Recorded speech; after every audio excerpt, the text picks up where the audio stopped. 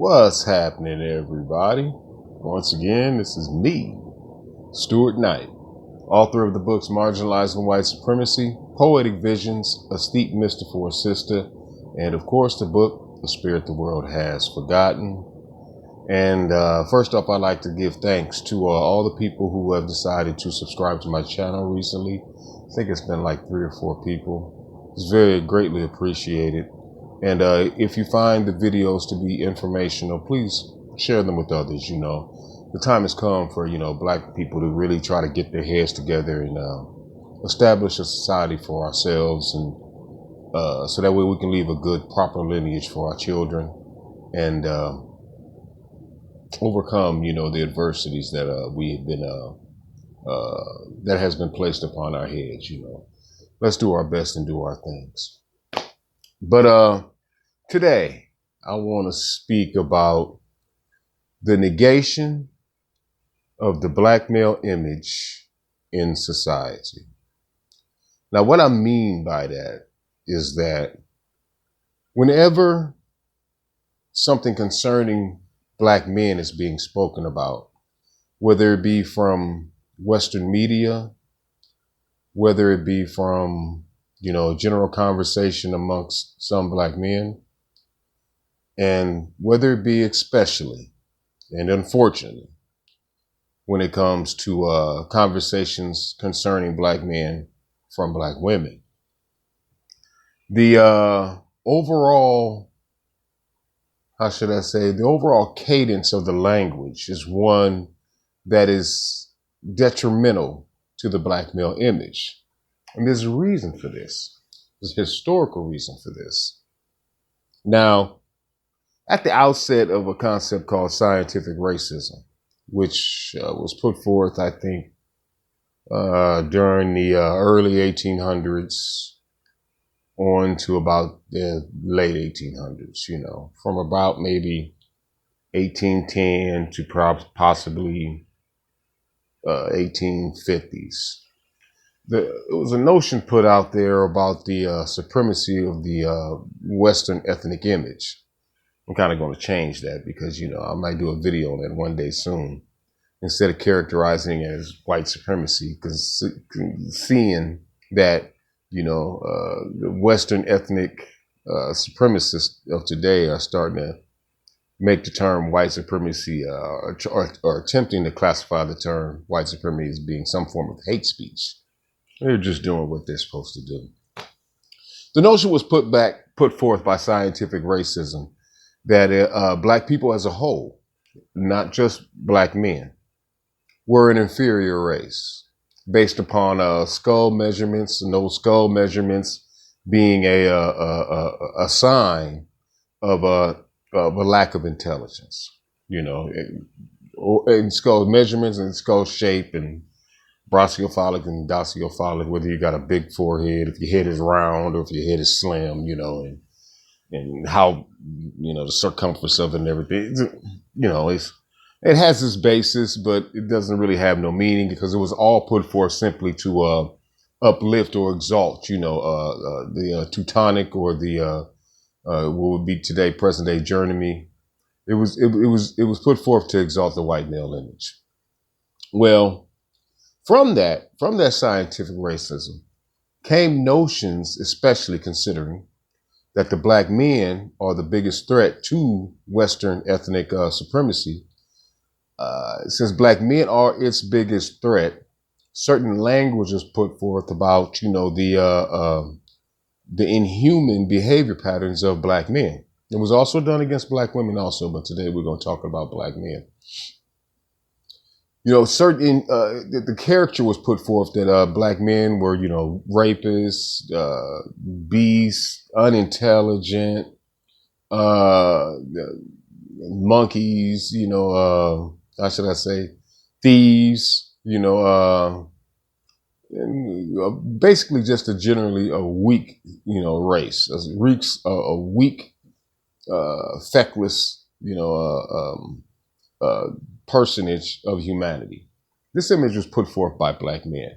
And from that image, came various language that was used throughout history, throughout in social senses, to uh, to make it so that every time that the presence of a black man or a black man was present, psychologically, this language was used to actually persuade people, in a sense, or make people believe that upon the sight of a black man, there's a potential for danger or harm, or some form of, bad thing was going to happen from that, potentially from that black man. And not only was this imbued within white women and white men, not only was this ideal, put into the thinking of both white men and white women, it was also put into the thinking of black women, which was very sad. You see, because during, slavery, black women had to actually watch their men get brutalized and killed as as a tactic used by, Western ethnic supremacists to make the black woman feel that she was alone, to make her feel that she couldn't count on her man, to make her feel that, the black men, there was no way that that black man could protect you from the onslaught of Western ethnic supremacy. So therefore, you as a black woman are supposed to look out for yourself. You're supposed to make sure that all the boys that you give birth to, you make sure that they're docile and subservient to the Western ethnic supremacy, because, if you don't do your job, your sons are going to be killed by the system. And now, over the years, since that time, especially with the onset of, what is labeled black feminism and intersectional feminism, certain language was put into, into the nomenclature by these certain ideologies to kind of instill a pattern of thinking within black women that is always detrimental. So you hear such language as all black men lie, all black men cheat, all black men are not fathers, when the statistics are very well out there that all of that is not true. Still, this notion is believed by a preponderance of our women that, in some form or fashion, that every black man is a detriment, that every black man is incapable, that every black man potentially will harm you. And you can kind of see this every day as you go about in life, And also, not only has it been instilled within black women, let me first put this out there, but also this mindset has also been put into a lot of black men. So as that, even up to this day, a lot of times when you go out in public, and you make eye contact with a black man, sometimes the older black man, yeah, how you doing, brother, But a lot of younger black men, they just, you're looking at them and they look at you like, what you looking at me for, man? And you're looking at me like this, what you gonna do? That kind of stuff, like a reflection of self-hate. And even with women, you passing by a lady that, whether you find her good looking or not, you might, so acknowledge her presence, say hi, whatever have you. They just kind of look like, yeah, looking at me. Or even they don't even look at you. They just walk by stone face. Like they make sure they don't get put in trance by a zombie or something. I mean, it's just amazing just how, just the image, of black men and black skin in general, fosters a reaction within their own people of, self-hate, of self-detriment, of self-denial. It's just insane what scientific racism has imbued within the psychology of a mass of black people. And, it would be a really good thing that if we really take a good look at it, if you really stop for a moment, and when you're going about your everyday, and gauge, your reactions when you see a black person, then it's possibly that you can actually see it. You can actually see you acting it out as a person, and if you do see that, try to change it in some way, shape, form, or fashion, because believe it or not, yes, there are some individuals who have black skin, who are a detriment to humanity as a whole. But that, that happens with all ethnicities of people, all shades and colors of people.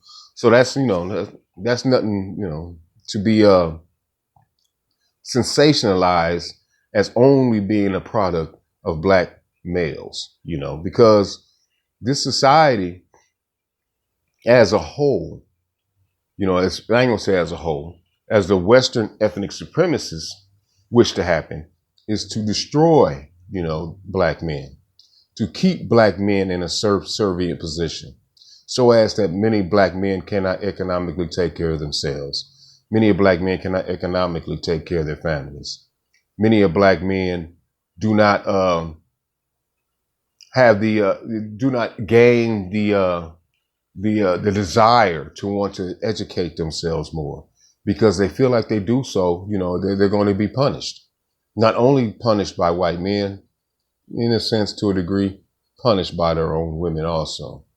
So black women, especially, make sure that every time you engage in a conversation that's concerning a black man, try not to start from the image of that black man being something negative. Look at what he's done that's good. Look at what the race has done as a whole that has been beneficial as black men, that has been beneficial to black women.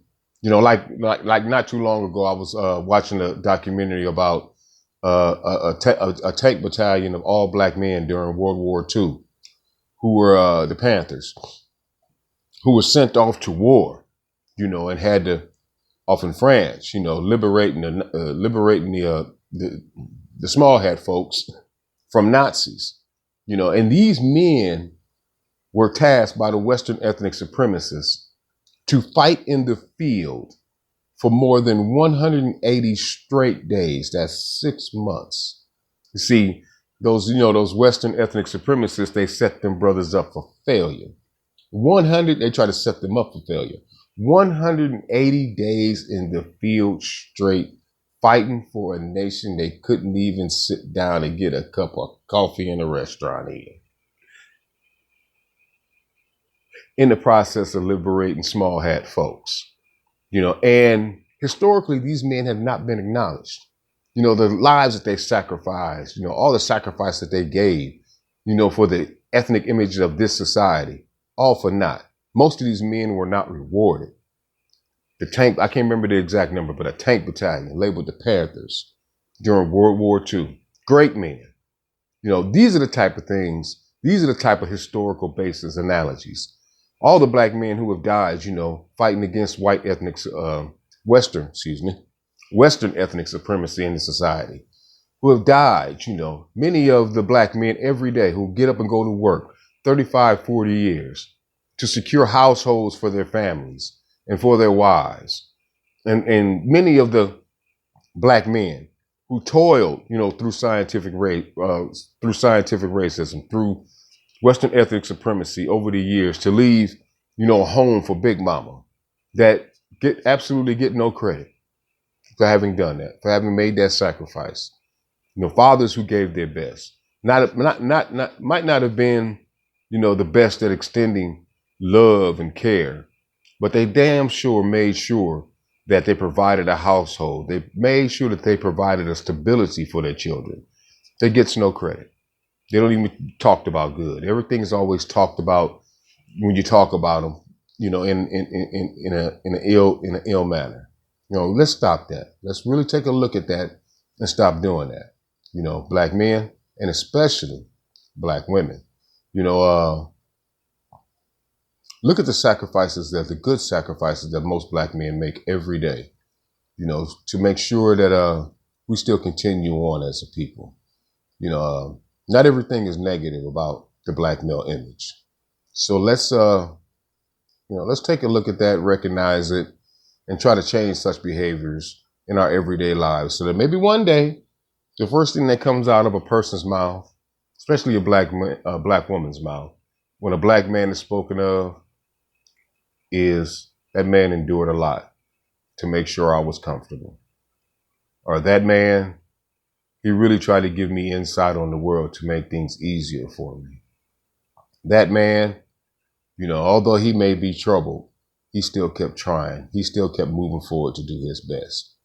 Let positive things come out your mouth first when you're speaking about the black male image, as much as you can.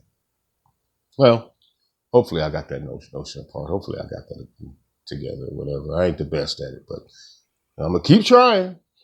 Once again, this is Stuart Knight, author of the books Marginalizing White Supremacy, Poetic Visions, A Steep Mister for a Sister, and of course, A Spirit the World Has Forgotten. Let's all do our best. Be one. Let's get it together, Black people. Peace.